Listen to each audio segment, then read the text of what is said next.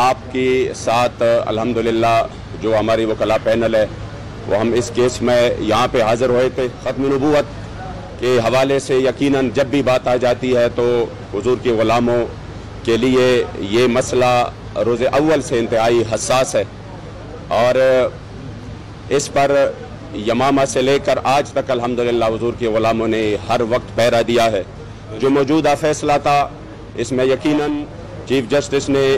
جو اپنے فیصلے میں لکھا اور پھر آپ نے جو قرآنی آیات کے حوالے دیے، اور وہ ایک انتہائی نامناسب اور جہالت پر مبنی تھے، جس کی وجہ سے صرف اہالیان پاکستان کی نہیں تقریباً حضور کے غلام جتنی بھی ہے ان کی دل دکے، اور الحمدللہ بر وقت اس کا ریئیکشن آیا، اور ہم نے بھرپور طریقے سے اپنے وکلاء کے ذریعے لیگلی اور قانونی ذرائع سے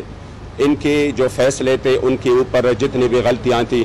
وہ غلطیاں اس کے لیے کوٹ کی، اور آج ایک مکمل ریویو پٹیشن کے لیے آج ہم حاضر ہو چکے، اور الحمدللہ ہماری طرف سے وکیل صاحب پیش ہوئے اور انہوں نے وہ تمام کے تمام